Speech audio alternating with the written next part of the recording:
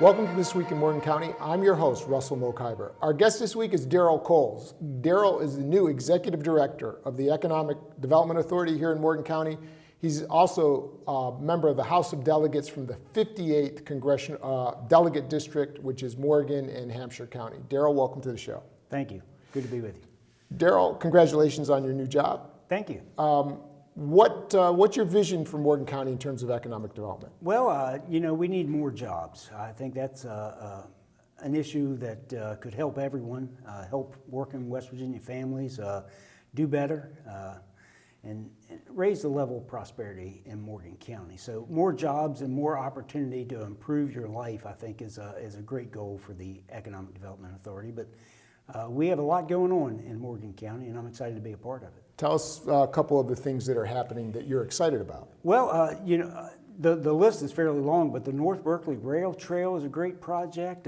Some new life being breathed into the Cacapon State Park project that could, it's a $25 million project that could expand the lodge and dining out at Cacapon State Park. But, you still have Cool Font that recently sold. The Country Inn's coming back downtown. Procter & Gamble and Blue Ridge Community and Technical College up on the hill at the old hospital. Just a lot going on, a lot of good things, and a lot of hope for improvements here economically in Morgan County.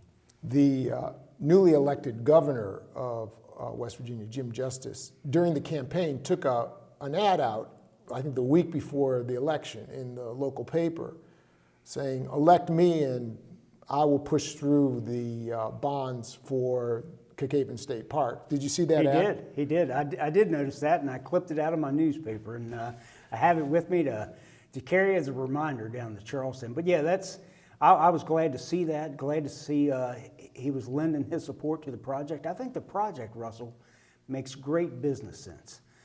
To do that project, I think Cacapon State Park will return a profit every year if we invest that money into the project.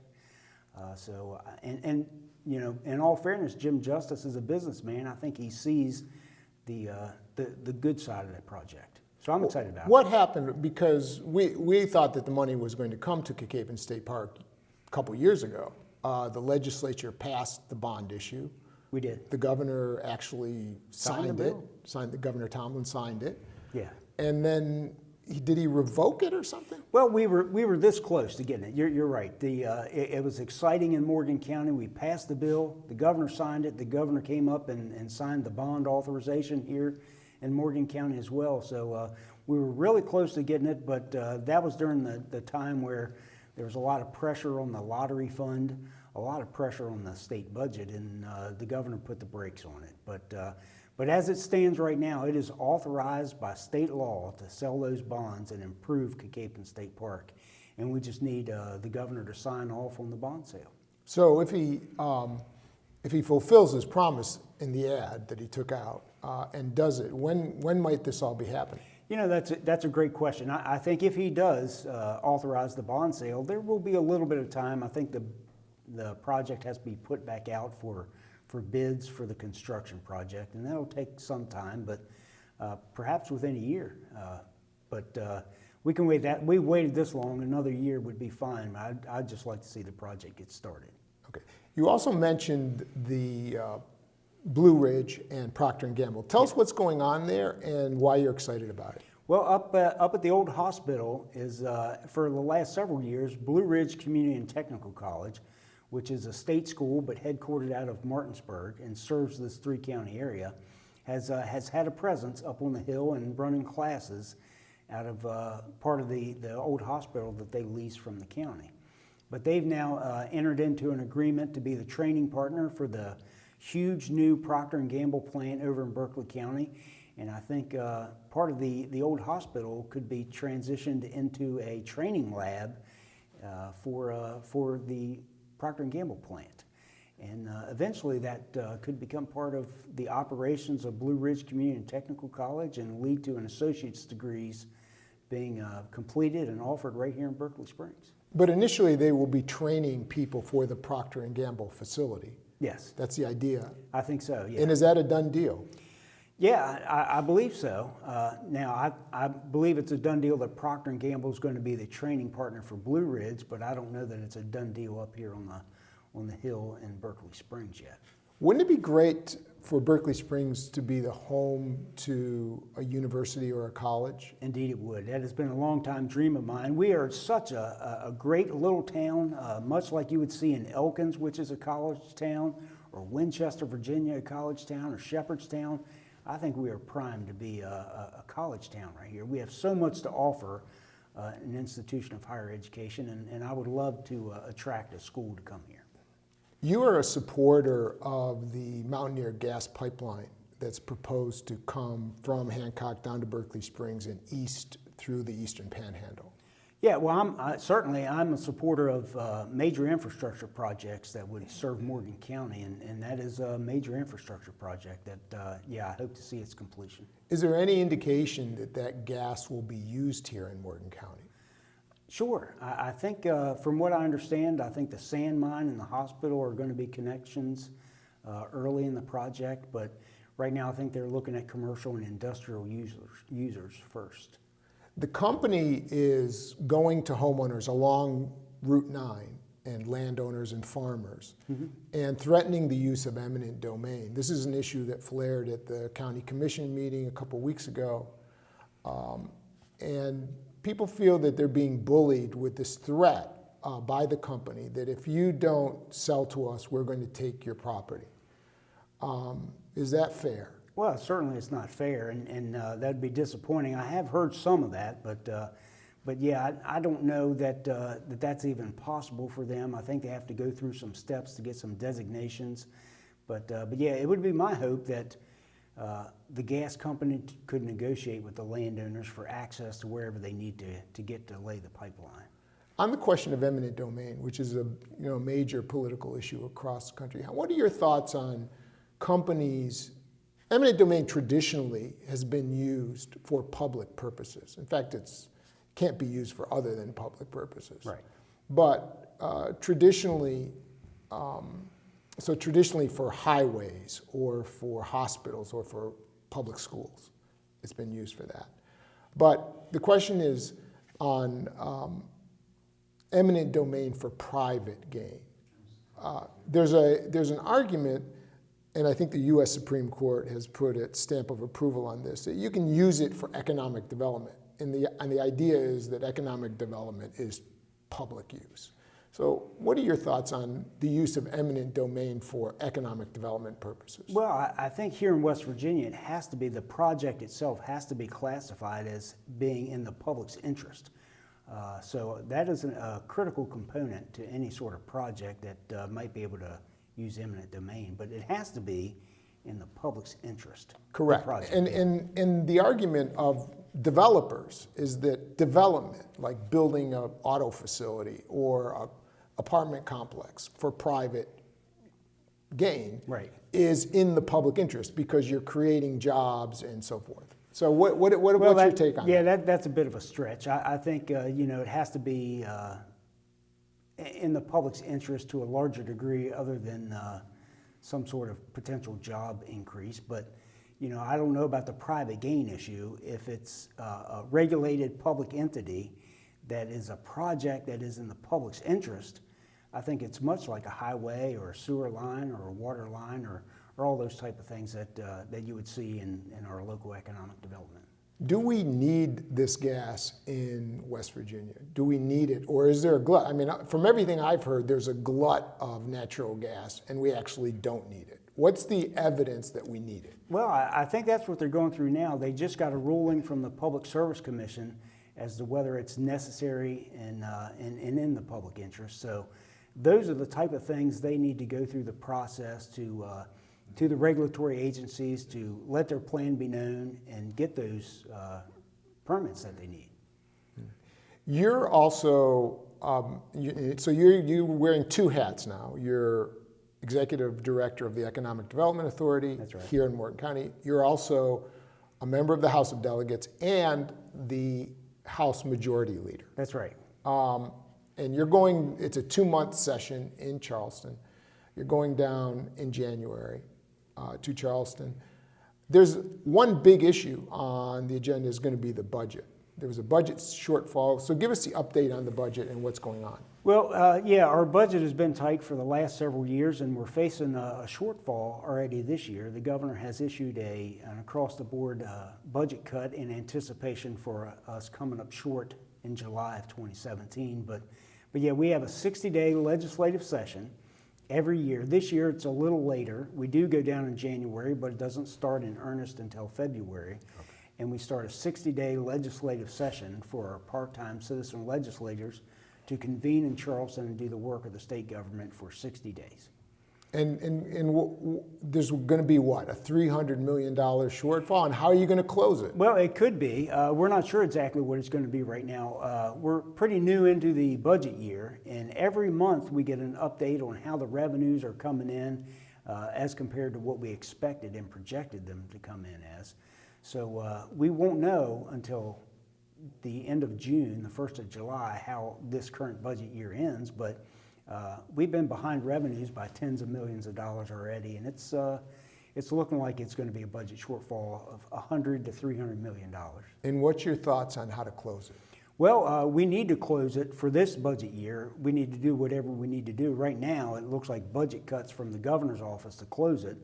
But in the context of all that, Russell, we're actually going to build the following year's budget when we get down there in February. So we need to adjust our spending to match the revenues that we have coming in.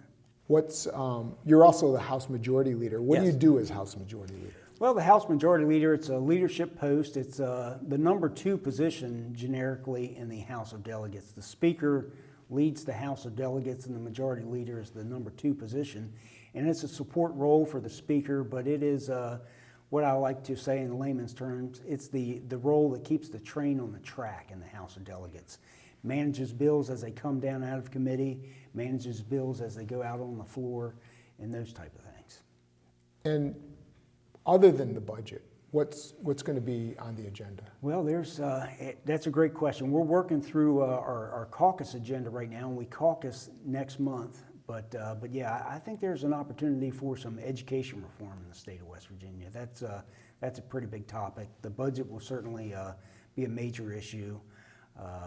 But yeah, and you know, there's 100 members of the House of Delegates, citizen legislators from all over the state of West Virginia that come down there with their own ideas and thoughts and bills that they introduce, and they'll all get referred to committee and taken a look at, and there's always things that pop up that people don't think about. But I'm excited about it. I enjoy the work. It's good people, good men and women from across the state that I serve with, and I'm looking forward to another productive session. Did you, when you went to Berkeley Springs High School? I did. And you told me you were the president of the class, but did you see yourself as a politician, when you were in high school? You know, I saw myself as a community member. You know, whether I'm a Little League coach or a volunteer or you know, just being part of my community. And I think that's what I do as a citizen legislator representing my community in this district, in this area. I see that as my role, is just trying to be a good, productive community member. It was just come off the election. It was a wild election year. It was. The Republicans swept the state pretty much. The numbers in the House of Delegates are now what? 63 Republicans. 63. And in the Senate, it's 22 to 11? Is it 22 to 12. Okay. Yeah. So sizable majorities. Yeah. So that was sizable majorities, a sweep in the legislature, but counterintuitively, the Democrat won the Democrat won for governor. Jim Justice beat Bill Cole. What's your take on why that happened? You know, I don't know. I think Jim Justice is seen as an outsider by many, and it was a change election. They liked the message that Jim Justice presented to them, and a lot of people voted for him.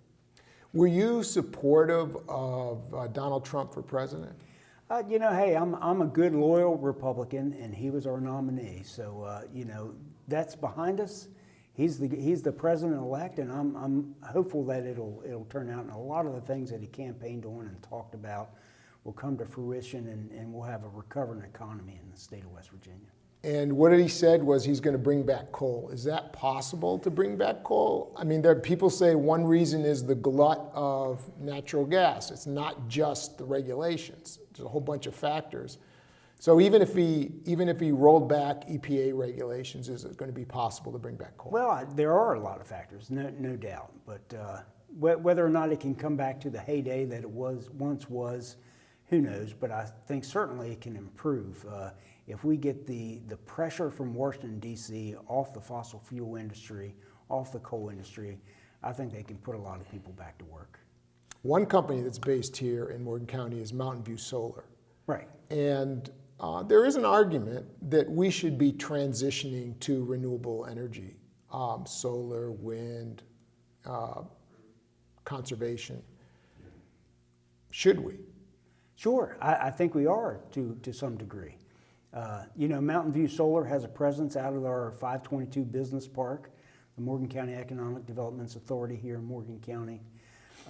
And yeah, we're transitioning to some degree now, but that doesn't change the fact that you need a mix of all those type of energies to have a vibrant, well-rounded economy. Shouldn't we be taking the lead in West Virginia to transition the country? I mean, coming from a fossil fuel state that's in decline, don't you think it's a good idea, especially here in Morgan County with Mountain View Solar here, to take a leadership role in doing that? And do you think that you could take a leadership role in the legislature to push for renewable energy?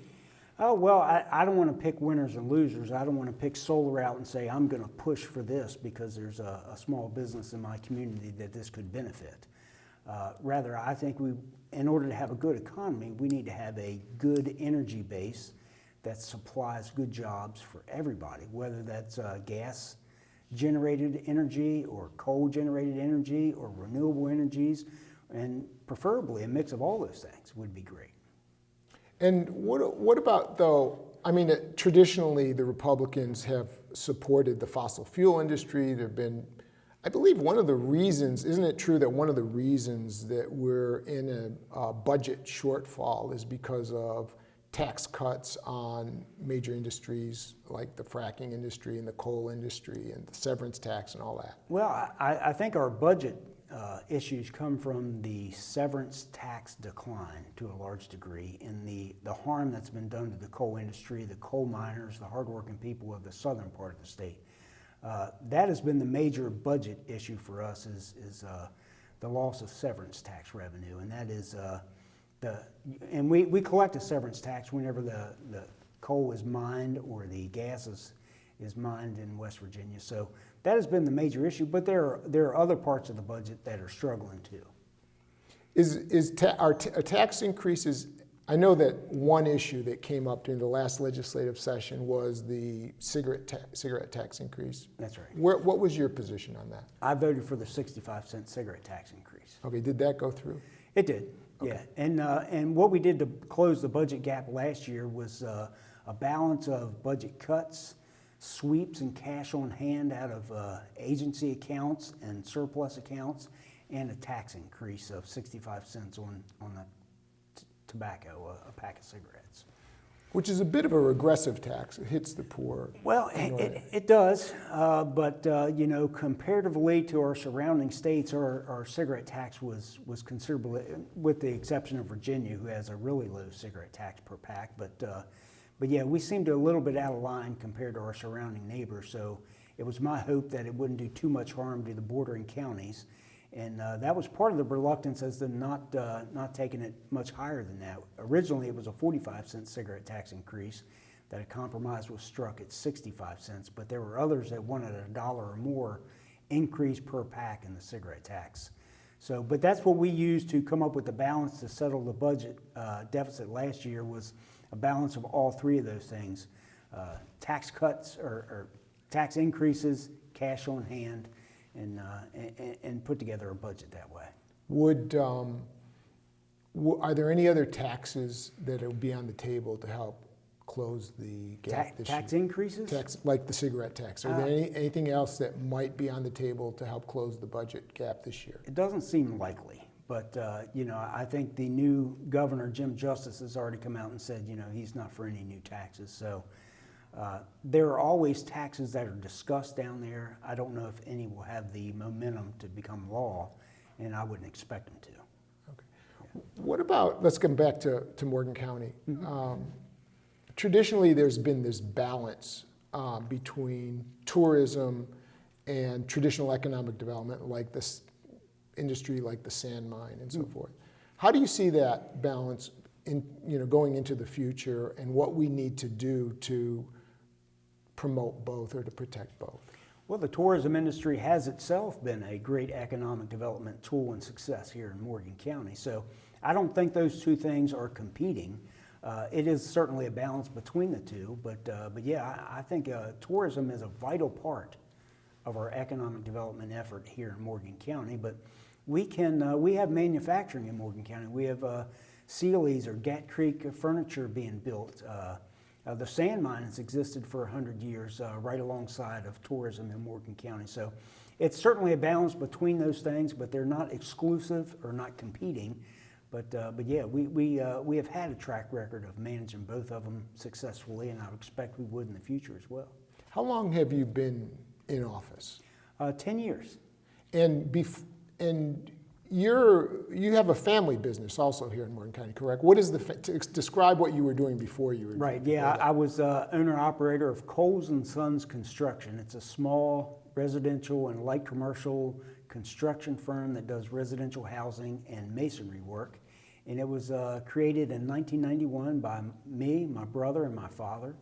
And we've been in business some 26 years. But since I've taken on the role of Economic Development Authority Director, I have ceased operations of the small business. But yeah, that's been my livelihood for a couple decades. Is that still, is your family business still operating? No. I bought my brother out. My father passed away in 2007. I bought my brother out a decade ago. But yeah, he's got his own business and doing quite well right now. But I think I'm just going to cease operations while I try to tackle the economic development role here in Morgan County. All right, and give us, let's break some news here. Give us what you, like something that you foresee, something that you're working on, economic development, to bring to Morgan County. Well, we have a lot going on. The retail businesses are doing well.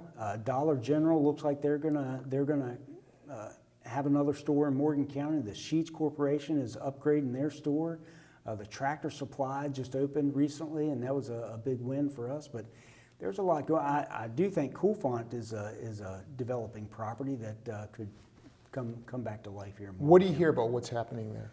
Not much. I think there's just a lot of excitement that it's finally sold, and we're out of that point of limbo where it's just been sitting there for so long. So who knows what'll come of it, but I think there's a lot of hope and optimism for a new Coolfont over the hill. Okay, and there's one final thing on Mountain View Solar and renewable energy. Are you a believer that that man-made climate change, fossil fuel-driven climate change, do you believe that's real? Well, I believe certainly climate change. It's unclear to me what level of man-made climate change or man-made plays a role in that. So I think that's a little unsettled, but I think you can't deny that our climate has gone through some pretty steep peaks and valleys. But you don't know whether that's because of fossil fuels or not. You're not certain of that. No, I don't. Putting that aside, don't you think it's a good thing, whether you believe that or not, whether fossil fuels or not? Don't you think it's a good thing that we move towards a renewable energy economy? Yes, I think it's great to have a renewable energy mix in your mix of energies. I don't know why you wouldn't. The only thing you have to be careful of is what that does to the cost. I mean, you have to be careful that, I represent a lot of working families, people that are trying to make ends meet, retired grandmas living in a trailer who can't afford to have their electric bill doubled for some political reason to pick a winner and a loser. I think you need to have a good mix and be conscious of the economic effects of what your policy positions would be. I believe even utility companies like Dominion Energy say that renewables are now cheaper than fossil fuels. So might want to take a look at that. It could be that they're cheaper. Anyway, Daryl, thank you very much for coming in. It's good to be with you. And I hope to have you back on an update after the legislative session. Thank you. Thank you. And thank you for watching This Week in Morgan County.